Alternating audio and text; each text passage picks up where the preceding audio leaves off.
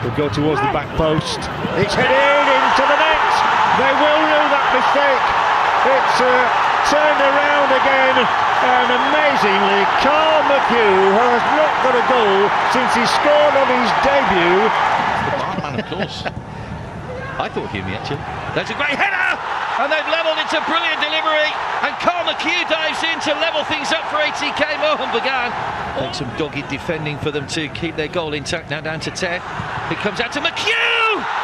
Brilliantly struck for a second goal of the game for Carl McHugh, and that little bit of extra space on the edge of the box has cost the Blasters.